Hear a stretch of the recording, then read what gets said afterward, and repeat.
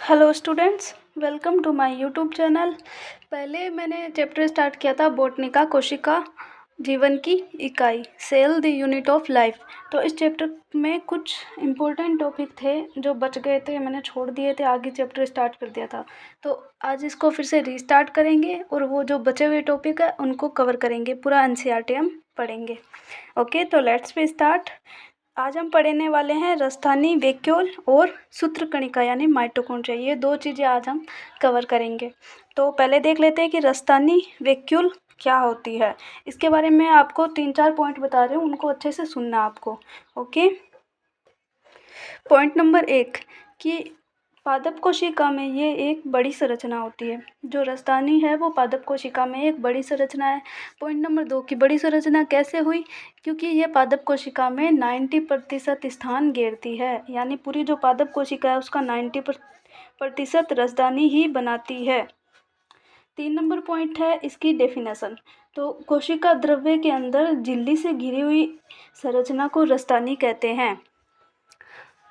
इसके अलावा एक चीज़ और कि झिल्ली से घिरी, तो ये एक एकल झिल्ली से घिरी संरचना होती है।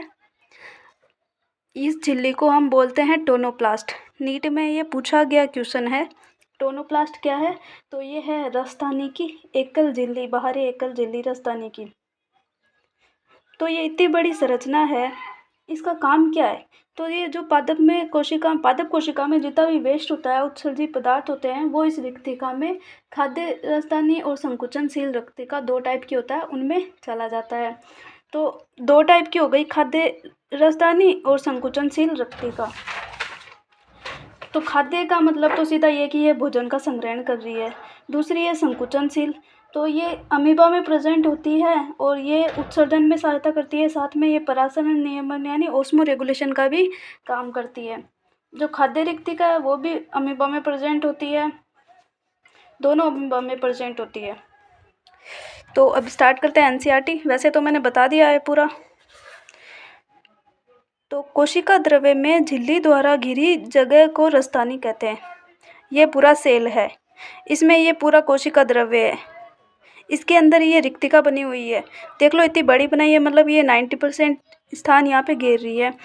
तो कोशिका द्रव्य चारों ओर हो गया, इससे घिरी हुई जो जगह है, ये वाली जगह है, इसी को हम राजधानी या रिक्तिका कहते हैं। ये जो एक लाइन एकल झिल्ली बनी हुई है, इसको हम टोनोप्लास्ट कहते हैं। नीट में ये पहले पूछा गया है, तो इसको आपको फिर से याद रखना है, इम्पोर्टेंट है ये। इसमें क्या होता है कि इसमें पानी, रस, उत्सर्जित पदार्थ व अन्य उत्पाद जो कोशिका के लिए उपयोगी नहीं है, इसमें ही मिलते हैं।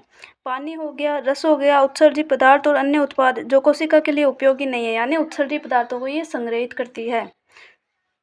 राजधानी एकल झिल्ली से आवृत होती है, जिसे टोनोप्लास्ट कहते हैं। अभी मैंने बता दिया, 3 बार बता चुकी हूँ, फिर से बता रही हूँ कि टोनोप्लास्ट याद रखनी है। इसकी एकल बाहरी झिल्ली होती है रिक्तिका की। पादप कोशिकाओं में ये कोशिका का 90% स्थान घेरता है। कौन? रिक्तिका। पौधों के अंदर बहुत से आयन व दूसरे पदार्थ सांद्रता प्रवणता के विपरीत टफेनोप्लास्ट से होकर राजधानी में अभिगमित होते हैं। पादप में क्या होता है कि इधर से ये कोशिका द्रव्य से आयन ऐसे रिक्तिका के अंदर चले जाते हैं, और ये भी सांद्रता प्रवणता के विपरीत दिशा में, यानी यहाँ पे क्या हुआ? सक्रिय परिवहन। इस कारण से इनकी सांद्रता राजधानी में कोशिका द्रव्य की अपेक्षा काफ़ी अधिक होती है। यहाँ पे ये ज़्यादा क्यों है, कोशिका द्रव्य से भी ज़्यादा, क्योंकि ये सारे तो इसमें आ गए सांद्रता प्रवणता के विपरीत या फिर सक्रिय परिवहन के द्वारा, इसलिए यहाँ पे रिक्तिका के अंदर इनकी जो मात्रा है वो ज़्यादा होती है, या फिर सांद्रता बोल दो। नेक्स्ट है कि अमीबा में संकुचनशील रिक्तिका, संकुचनशील राजधानी उत्सर्जन के लिए महत्वपूर्ण है। दो टाइप की होती है, संकुचनशील और खाद्य राजधानी। तो जो संकुचनशील है वो होती है, अमीबा में प्रेजेंट होती है और उत्सर्जन के लिए सहायक है। साथ में ये परासरण नियमन भी करती है, ऑस्मो रेगुलेशन। और बहुत सारी कोशिकाओं जैसे आधे जीव में आधे बैक्टीरिया होता है, खाद्य राजधानी का निर्माण खाद्य पदार्थों को निगलने के लिए होता है। आधे जीव में मतलब कौन आते हैं? जैसे अमीबा भी एक आधे जीव है, साथ में प्रोटिस्टा हो गए, एक कोशिकीय और यूकेरियोटिक होते हैं, उनमें खाद्य रिक्तिका प्रेजेंट होती है। उनमें ये क्या करती है? खाद्य पदार्थों को निगलने के लिए इसका काम होता है। अब हम पढ़ेंगे सूत्रकणिका यानी माइटोकॉन्ड्रिया। ये सब क्लियर है? ओके। माइटोकॉन्ड्रिया स्टार्ट करने से पहले एक डायग्राम के थ्रू मैं आपको समझाती हूँ।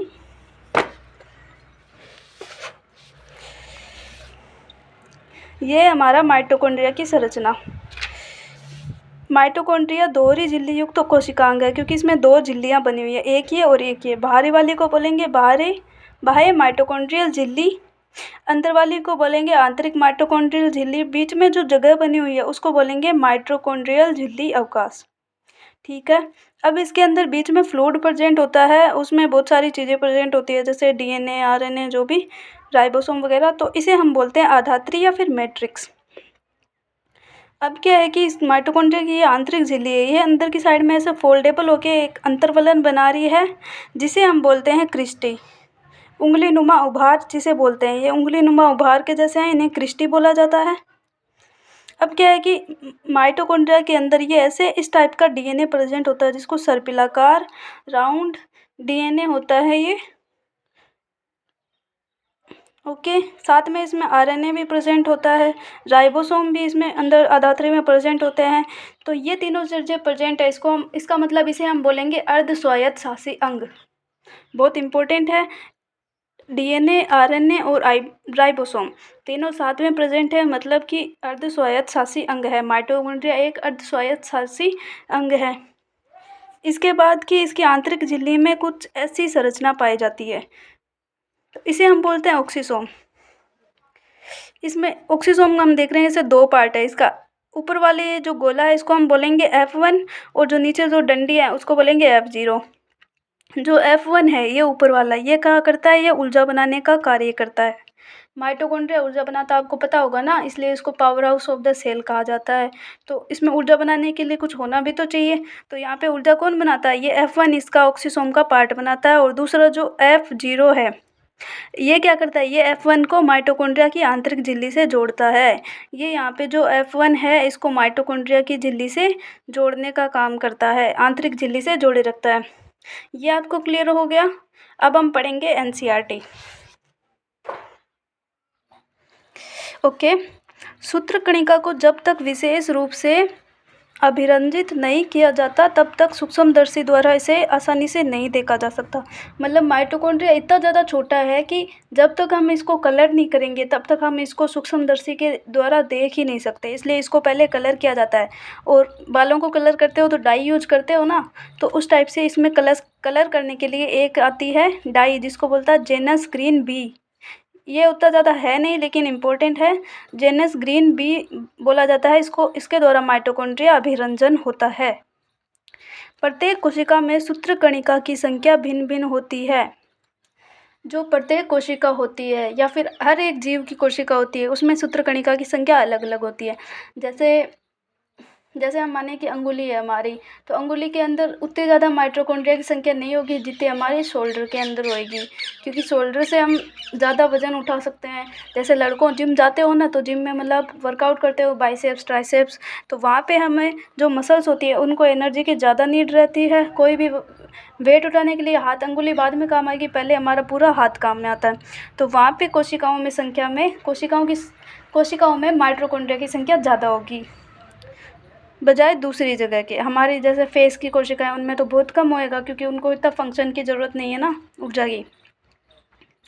और ये किस पे डिपेंड करता है, उसकी कार्य की सक्रियता यानी ऊर्जा की आवश्यकता के अनुसार। जिसको जहाँ पे ज़्यादा ऊर्जा आवश्यकता होगी वहाँ पे उतनी ज़्यादा माइटोकॉन्ड्रिया की संख्या होएगी। नेक्स्ट है कि ये आकृति व आकार में भिन्न भिन्न होती है। ये आकृति में मतलब माइटोकॉन्ड्रिया आकृति और आकार में थोड़ा भिन्न भिन्न हो सकता है। और इसकी आकृति कैसी होती है, तस्त्रीनुमा बेलनाकार आकृति होती है। माइटोकॉन्ड्रिया की आकृति तस्त्रीनुमा बोलते हैं, जैसे प्लेट टाइप की बेलनाकार बेलन जैसी इसकी आकृति होती है। डायग्राम ही देख लो, इस टाइप से ये थोड़ी प्लेट जैसी भी लग रही है, बेलन जैसी भी लग रही है। यहाँ से ये कटा हुआ दिख रहा है, बाकी ये पूरा है।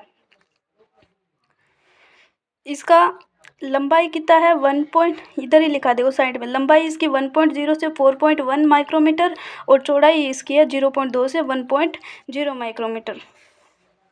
तो हम देख सकते हैं कि कितना ज़्यादा ये छोटा है, इसलिए इसको कैसे देख सकते हैं डायरेक्ट। औसत यहाँ पे देखें तो 0.5 माइक्रोमीटर व्यास होता है इसका। सूत्रकणिका एक दोहरी झिल्ली युक्त संरचना है। अभी मैंने डायग्राम में बताया था कि सूत्रकणिका दोहरी झिल्ली कैसे है, दो उसमें झिल्लियाँ पाई जाती है, आंतरिक झिल्ली और बाहरी झिल्ली। जिसकी बाहरी झिल्ली व भीतरी झिल्ली इसकी अवकाशिका को दो स्पष्ट जलीय कक्षों बाह्य कक्ष व भीतरी कक्ष में विभाजित करती है। जो इसकी अवकाशिका थी तो इसके बाहर वाली जो होगी उसको तो बोलेंगे बाह्य कक्ष, और अंदर जो होगी अवकाशिका के अंदर तो उसको बोल देंगे आंतरिक कक्ष। तो दो हो गए। भीतरी कक्ष जो घने व समांगी पदार्थ से भरा होता है उसे आधात्री मैट्रिक्स कहते हैं। इसमें मतलब घने व समांगी पदार्थ है। इसमें कौन कौन से पदार्थ होते हैं? हमारा डीएनए, आरएनए, राइबोसोम और भी मतलब बहुत सारे फाइबर वगैरह यहाँ पे प्रेजेंट होते हैं। बाह्य कला सूत्रकणिका की बाह्य सतत सीमा बनाती है, यानी जो बाहरी झिल्ली है वो सूत्रकणिका की बाह्य सीमा बनाती है। ये जो बाहरी झिल्ली है माइटोकॉन्ड्रिया की, ये इसकी एक टाइप से सीमा यानी बाउंड्री बना रही है उसकी। इसकी अंतःझिल्ली कई आधात्री की तरफ अंतर्वलन बनाती है, यानी उंगली नुमा उभार बनाती है। अंदर की साइड में वो अंतर्वलन बनाती है जिसे बोला जाता है क्रिस्टी। ये प्लूरल है। सिंगुलर में देखें तो उसको क्रिस्टो बोलते हैं। और इसका काम क्या है? क्रिस्टी का काम, यहाँ पे जो क्रिस्टी है इसका काम है क्षेत्रफल बढ़ाना। एक संरचना देखो ऐसे है सीधी, ठीक है, इसका क्षेत्रफल इतना है और दूसरी है ऐसे, तो किसका क्षेत्रफल ज़्यादा होगा? ये वाली का होगा ना, क्योंकि अगर इसको हम यहाँ से पकड़ के सीधा कर देंगे तो ये और भी ज़्यादा बड़ी हो जाएगी इससे भी। तो इस टाइप से ये अंदर की साइड में अवशोषण का या फिर जो भी इसका क्षेत्रफल बढ़ाती है। क्रिस्टी का काम है क्षेत्रफल बढ़ाना। इसकी दोनों झिल्लियों में इनसे संबंधित विशेष एंजाइम मिलते हैं जो सूत्रकणिका के कार्य से संबंधित है। इसकी दोनों झिल्लियों में मतलब बहुत सारे विशिष्ट एंजाइम पाए जाते हैं जो कि इसके कार्य से संबंधित है। ओके, अब क्या सूत्रकणिका का काम क्या क्या है? नंबर 1 है सूत्रकणिका का वायवीय श्वसन से संबंध होता है। सूत्रकणिका के द्वारा वायवीय श्वसन होता है, ठीक है। 2 नंबर है कि इसमें कोशिकीय ऊर्जा एटीपी के रूप में उत्पादित होती है। इसको ऊर्जा उत्पादन का ये कार्य करता है एटीपी के रूप में, इसलिए इसको कोशिका का शक्तिगृह कहा जाता है।